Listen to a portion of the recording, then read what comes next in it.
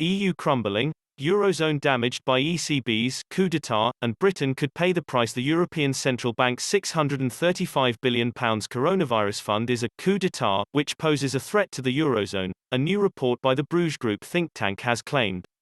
And author Bob Liddon has said the Pandemic Emergency Purchase Programme, PEPP, which is separate from the EU's £677 million coronavirus recovery fund, operates in such a way, by ruthlessly driving out speculators and private investors, that it represents the epitome of the failure of the entire Euro project.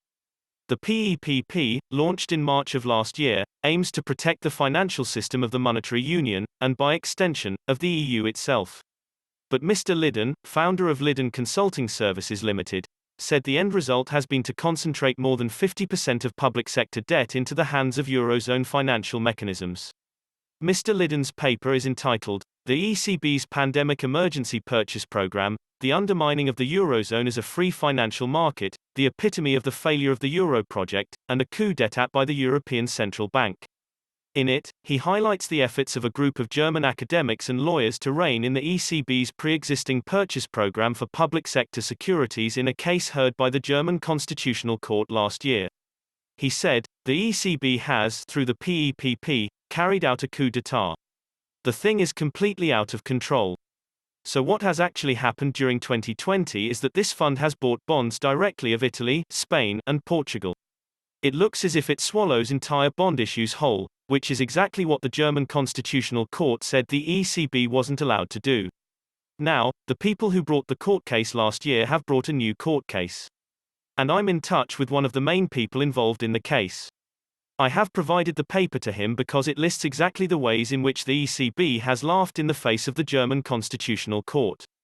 He added, they have circumvented all these controls, and perhaps one of the most ridiculous ones, laughable actually, is when the Constitutional Court said the bonds had to have a credit rating to ensure that the issuer of the bond can get money out of the public bond market. Well, there isn't a public bond market anymore because the ECB has bought it all. Ultimately, Mr. Liddon warned, it would be the people of Europe who would suffer. He explained, they'll end up with a financial market which is entirely self-serving. So you'll have public sector borrowers borrowing from other public sector borrowers, paying no interest. So interest will be naught, and actually what will happen is that anybody who's got money, who's got a pension plan, or is any kind of investor is going to suffer, because they're going to get a zero return for decades. Mr. Liddon also stressed the UK was not insulated from any potential fallout either. He said, one thing for sure is that we don't want to suffer contagion risk. We've got to put up much stronger barriers between ourselves and all of this, to protect ourselves.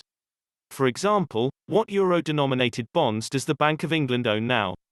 And what bonds from this disaster does the Bank of England accept as collateral for lending to UK banks?